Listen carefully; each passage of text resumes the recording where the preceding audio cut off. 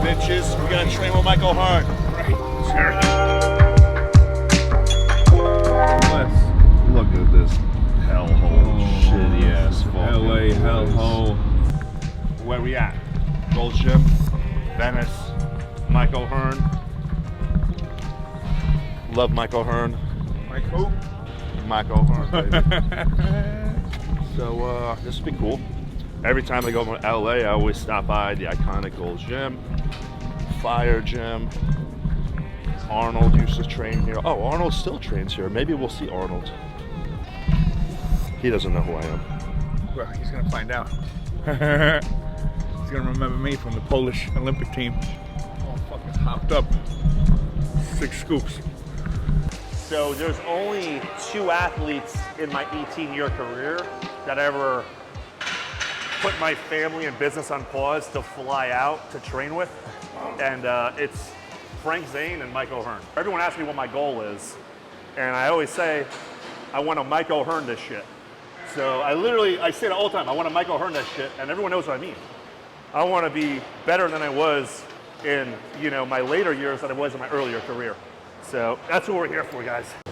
When Mike O'Hearn says warm up your elbows, that means you better warm up your elbows because we might be lifting pretty heavy. Now what I'm gonna do is a single arm tricep extension warm up. I actually learned this technique from Frank Zane, mentor of mine, mentor of Mike O'Hearn.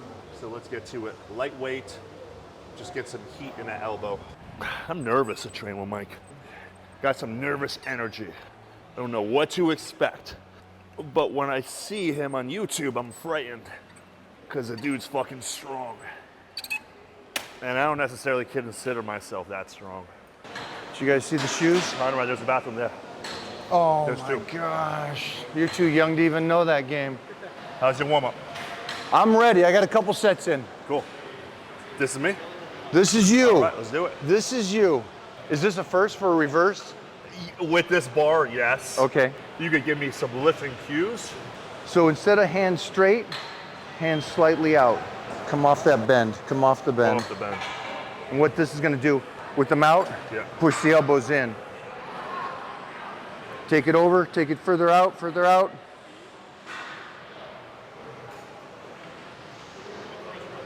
Nice. Nice. Save it, Captain. Now, we're pressing from here. Yeah, so most people have a problem because they try to go like this. It just sits here. Oh, I see what you're See doing. that? Elbows are further in. Take the shoulders out of it. And that's why reverse was really brought into the game, is because powerlifting, which was my forte, guys were ripping their chest. And so they can remove some chest and shoulders by doing reverse. And then it's more of a tricep. And again, you guys already hit it out of the park. Blood to an area that is possibly injured or may get injured is the best thing to heal. In my belief, the first thing you lose in weightlifting or in life, let's just do that. On the planet Earth, you lose range of motion as you get older. Keep the best range of motion you possibly can. And like you said, get as strong as you can in that position at the rep range you're doing. Now see what he's doing? Dropping, tricep. Talk about the long head of the tricep, elbow to shoulder. I felt it. Right? See it. I like what you said before. I think when you're doing a traditional close grip press, you have to be so mindful of keeping this here. But with this grip, what Mike is saying, which makes sense, because I feel it instantly, it keeps you there automatically. So it's kind of dummy proof, because this is putting you right where you need to be the first time, every time. It's actually very hard to get away from this with this position. But over here, when it gets heavy, what do? You naturally kind of bow out as you start to fatigue. So that was a great cue. It's a nice little martial arts understanding go of heavier? position. You? Yeah, go ahead. 100%. Hell yeah. Yeah. Hell yeah. I'm never gonna stop somebody from going heavier. Nice, come on. And you can see as he goes, the reps are getting prettier. I'm only learning from people that I actually want to look like. So, you know what I mean? It's like, I'm not gonna take advice from you if you don't have the physique that I'm trying to acquire. Perfect. Woo. You guys might have missed it if you're not really paying attention to the details, but speed didn't change from the warm-up to this. The form didn't change. And that's the one thing I noticed. When somebody goes heavy, there's a scared element to it. And so they try to, you can see that they're a little wide-eyed and they rush through the exercise. Yeah. It doesn't change. Rep 1 is the same as rep 5, and the working sets are the same as the warm-ups. Don't rush that stuff. I think tempo is so important. If you see like Mike's video, the tempo is, he's always so mindful of the tempo. And what I like to say is you make a lighter weight feel heavier by making it more difficult by slowing it down even. You know, so a lot of people that kind of rush, train with a few athletes, they look really impressive, you know, and they're just slamming and banging the weights, which I think that actually has its time and place in bodybuilding routine. But I like Mike's philosophy because Mike's philosophy, he said it before, with similar to Bruce Lee, you know, be formless, you know, be able to conform and, you know, to kind of try new things and see what works and keep it. And if it doesn't work, you disregard it. But you can't be closed-minded, you know, you have to kind of try everything before you figure out what works for you. Yeah. And it's always funny when it goes back to people going, that's not the optimal exercise. Oh God. I'm gonna play with my son and throw him over my head. So yeah, I am gonna raise my arms up like this. I am going to move like that. Yeah, I don't know why people get rigid. I guess it would be rigid and frigid when it comes to weightlifting. This has gotta be the movement. This has gotta be, I do sumo deadlifts now on a 6-inch platform just to make it tougher, make the contraction more. And the point again is stay athletic. And if you can stay athletic and stay injury-free, then you can train where they think you can always train, and this stuff is irrelevant. Well, it's like, So this past year, I've been working on developing my back. So like stage weight, I put in 10 pounds of muscle since I last competed to this previous, just my past show. And my goal was to grow my back. And watching you on YouTube, I remember there was one in particular, you're training at your house, and like, hey, I'm gonna work my farm boy strength. I'm gonna intentionally slop me up my form a little bit to where I'm my weakest so that I can make my back the strongest. And Mike, I've been training back religiously for 15 years trying to grow it. My form was so rigid, you know, in this position. And I was getting stronger in that position, but my body wasn't looking better. Once I started rolling and actually getting a compromised position, I packed on so much tissue on my freaking back, man. It's like hard to look at a photo and recognize the same guy. You know, that's what he's saying with being rigid in your system. If it's not yielding results, then the system needs to change. Or you need to experiment with something else as, you know, similar to me flying here. I'm flying here so I can acquire knowledge. I'm not flying here. Obviously, there's YouTube stuff. I'm happy to show you guys videos. But this is invaluable. If you learn from somebody that's been there and knows what they're doing, and they have what you're trying to acquire, you got to learn from them. And you can't be closed-minded and just say, yo, this is optimal. Fuck optimal. Optimal is bullshit. Yo, you should make a shirt. Fuck optimal. Jeffrey? Yeah, today. Stay with me, stay with me, stay with me. Here we go. Let's go. Slow control, slow control.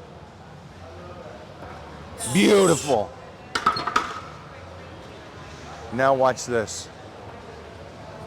We're gonna take him down to 2 and watch how many he does at 2 bills. In a couple minutes, we'll rest in between. I don't know what he said, but I think he's trying to hurt me on the next set.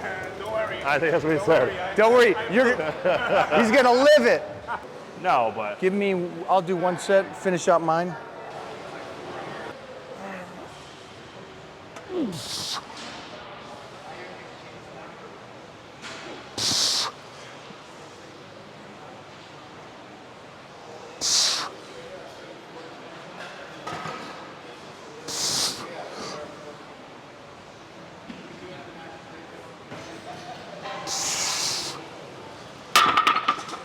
I didn't want to miss a moment. It's like when you see a beautiful, like Grand Canyons, you're on your phone trying to record, but you're missing out on the beauty in real life. So, you know, let me put the phone away because that was good fucking form, man. And sometimes watching will let you do it better too. Beautiful. 2. 3. 4. 5. 6. 7. Let's go. 9. Here we go. We got more. 10. All right, one at a time. 11. He's with you. 12. Let's go. Stay here, lock it, hold it. Last one. We got you. Go. Woo. Damn, that was fire. So that set actually made me sweat instantly. So that really say the best for last. So that was the 2 approaches. The 2 approaches from the first workout was, let me move as heavy weight as possible for a low rep range and a high rep range. And so you hit the 315 for the first time ever doing this exercise, that bar, which is great. Well, 325, sorry. The bar's 55. Oh, nice. And then you came back down and did 235 for 13. 12, 13. And again, not with lightweight, with the heaviest weight you could do for that rep range.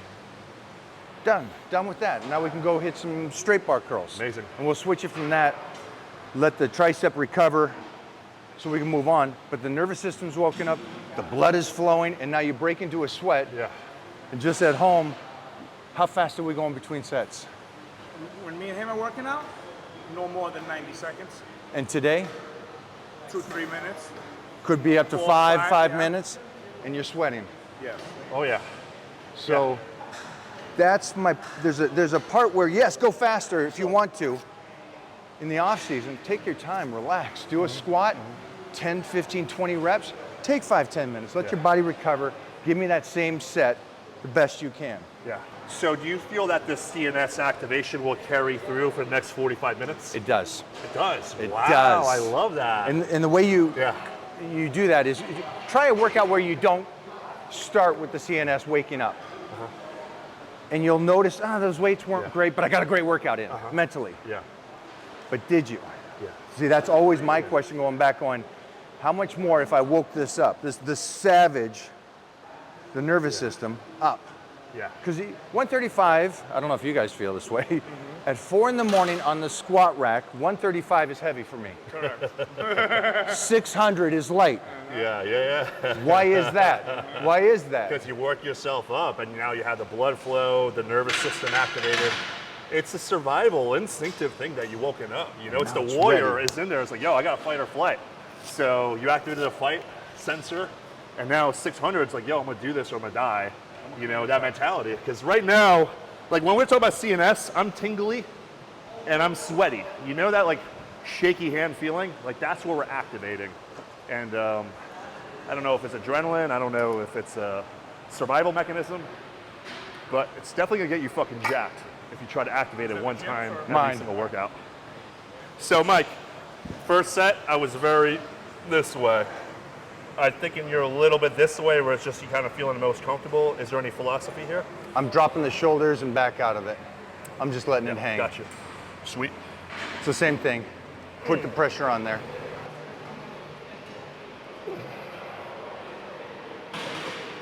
That's pretty. That's pretty. That's artwork. That's what we're talking about. It's interesting because I'm this way now. First that I was this way, I was feeling less biceps. This way, I'm activating more biceps. And I blame that on Instagram because I've seen all these stupid freaking videos where it's like, you have to be this way, and you have to sleep this way, and you have to walk this way, and you have to fuck this way. And it's like, yo, bro, like, the body doesn't even work like that. This is an uncomfortable position. I don't even feel comfortable here. Unless I'm squatting or deadlifting or something, but for a barbell curl, this is way better. Here. The same thing with the bicep curl. I was around first training partners, Tom Plaz, Robbie Robinson at 19, 20 years old. Wow. And Robbie is the one that says, drop that shit out of it. Yeah. Who has one of the greatest arms in history. Yeah. And still does today. His bicep is, but he, in no world is this. Give it up. Almost like an arm bar. The guy's gonna, but it's here, relax it. Yeah. So even just critical thinking wise, that makes the most sense. You know, people want to talk about the science and the biomechanics and the this and the that, but it's just, yo, look at who has the greatest arms and how are they training them. You know, sometimes it comes down to common sense. They're gonna go, well, genetics. No. No. No. Stop. No. Stop. Nobody knows their No. genetics when they're born or in their 20s, not until after the fact. Yeah. Robbie created those arms and helped me build those arms. Yeah. Over, relax, relax. Give this up, and then when you curl. But forget all this. No, don't tighten it. Forget it. Forget it. There. Step back a little bit more so your range of motion. Step back. Step back. Go.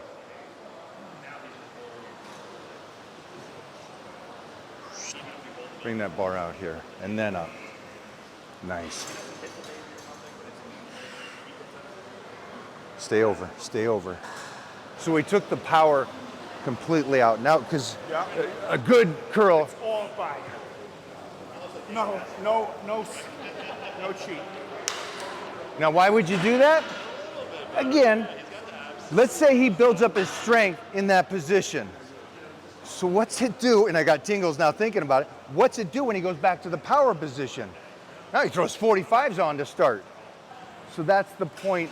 I like what he was saying before in terms of when you only focus on using partial range or the short range, like that's similar to like telling a guy like, hey, only put your first 2 inches in. Like don't put the full thing in. It's like, why would you do that?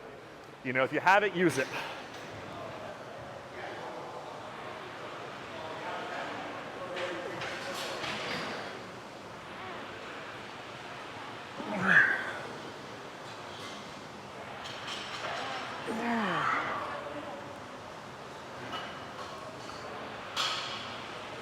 Look at it, jumps out at the top too.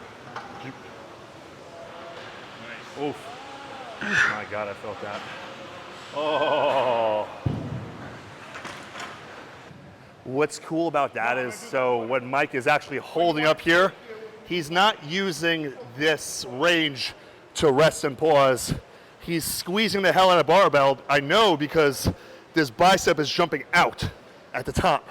So he's using the top, like mimicking like a flexing, like similar to flexing on stage, drawing that blood in at the top range of motion. Hold, stretch. So I found that very impressive. I think I could pick up on these little cues because I'm hyper focused on seeing the way his muscles moving, and that's why he's got good peaks. I want to go extension, but I want to Mona, go is with this from the your home? easy curl bar. And the camber. From your home? Look at this one. Cross angle. Breathe. You want touch? Nice. That one was actually painful. So what that tells me is I need to get stronger in that position. So that was painful. The wrist, the hands. Wrists, elbows, hands, Hand. thumb. So that means I'm a little bitch here, and I don't want to be a little bitch here, so I gotta get stronger. If you guys like studies, this one will be one that you guys like. Hand strength is relative to longevity. Crazy or not. The hand ability. So something else I talk about is I always say when you grab the bar, you're not grabbing a bar, you're grabbing a guy's arm and you're trying to break it. When you grab it, and I don't care what you're doing this, you're doing bench press, you're doing the squat. And the reason why is when you cup, shake the hand with no thumb. Right? Now fire. It instantly fires everything through the body.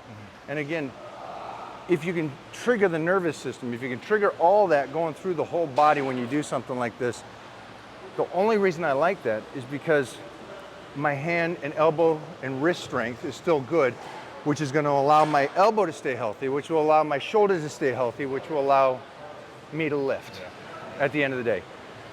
And the problem is it's saying that to a 20-year-old, they're going to be like, oh no, but I just want big arms. You'll get big arms as a side effect of everything we're doing. You can't rush that.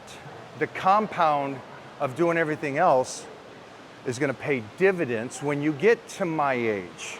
I can keep you on the trail on this beautiful hike for a long freaking time. Or you can just get on the track and run, sprint, and then you're done. And I just don't want nobody to have to go through life like that. I think this one's gonna hurt a lot less due to his training cue. I think I was more using my hand as a hook rather than gripping and squeezing the bar. So I'm gonna try to incorporate that squeeze as if I'm trying to break Conrad's arm. We'll see if it works. Conrad.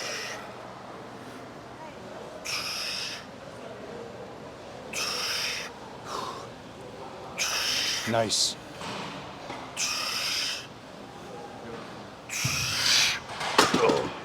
Done. Wow. Way less pain. In fact, virtually no pain squeezing it. Wasn't familiar with that technique. Now I am. Thank God. That was great. What do you feel like? Stay with the quarter again. We'll go one more. I could stay with quarter for 10 to 12, Go that. or I could do 35 for 7 to 8. Let's go quarter for 12. 6 to 8. Well, Mike is here, so I want to kind of go for 8.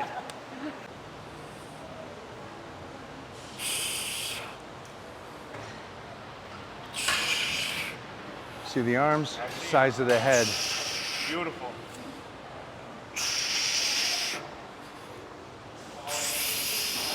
See the form, holding it. Now, can you turn your hand around? Sure you can. Can you go heavier with the other one? Yes. But again, find what's weak and fix that. Oh, yeah. Beautiful. Good. I got to get used to that position. I got to get more comfortable there. My hand is not used to being in that grip, which is good because this is a weakness. I want to find all my weaknesses because if you're not working on your weaknesses, then you're not really growing. You're just kind of staying in your comfort zone.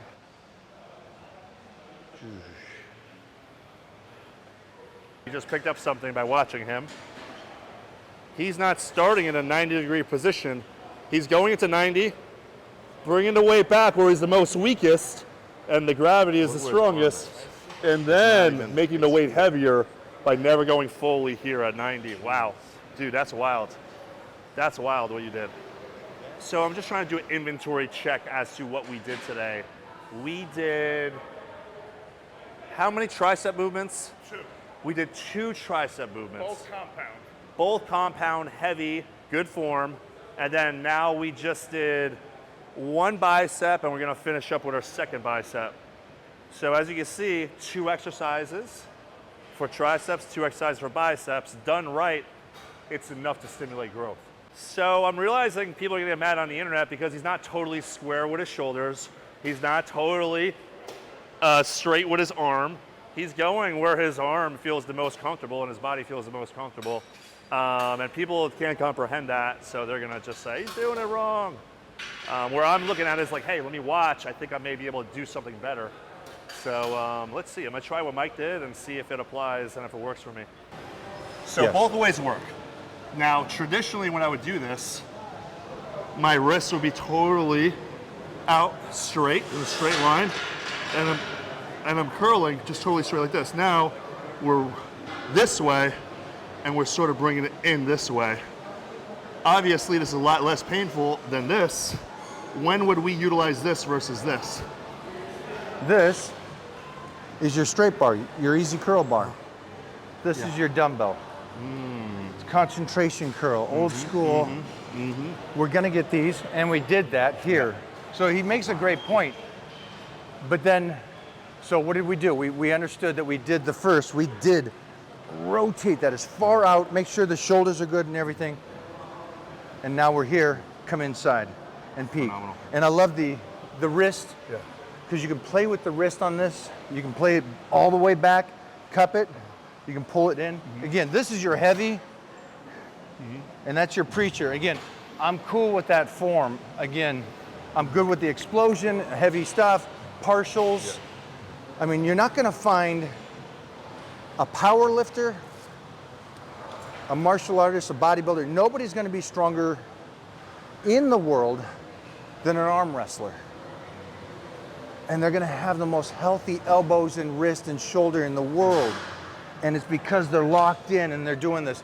So to think by doing this form is going to hurt you, again, you're a snowflake. Snowflake and He actually was on the Uber here, and he was like, hey, can you please text Mike to tell him to unblock me before the workout? And I said, well, what'd you say to him that made Mike block you? What did you say? I forgot what it was. It was in like you said you were- 1999. No, No, it's a joke. no, this is serious. I don't even have Instagram. You said something about oil up your ripped body. What'd you say? I said I want to lube him up with some WD-40. Well, question for you. Okay. Well, tell the fans, first of all, what you do. Well, my name is Conrad. I'm from Queens. I work out with Sadik at Bev Francis Gym in Long Island for about 6 years. Love the gym. Never done a show, but I just love everything about the gym and the lifestyle, being healthy, eating clean, and just working out and longevity. So, is there anything that today kind of you go, oh, that's an interesting point of view. I'm going to take that with me. Yes, 100%. That not every workout needs to be rushed or you have to feel the pump. The quality of the reps are far more important for the stimulation and the growth. And like I said earlier, you don't want to drive fast and crash. You want to get there in style and hang out for a while. And I'm not a rapper. I'm just a fan of Mike O'Hearn, and I'm trying to learn. And today's workout was great. Amazing. I really did think we were going to be in and out an hour. We weren't. We prolonged it 4 to 5 minutes between sets. It's okay to activate that CNS in the beginning, take 3 or 4 minutes, and then come back to the exercise once you're fully rested and ready to crush it. A few things I learned is I don't have to always be so rigid in my physique and my structure when I'm training biceps. I'm getting a lot more kind of compromising and rolling in a little bit, really activating those biceps in a more efficient manner. So yeah, if you want to learn, surround yourself by people who actually have what you want or have achieved something that you want to achieve, and you'll get there faster.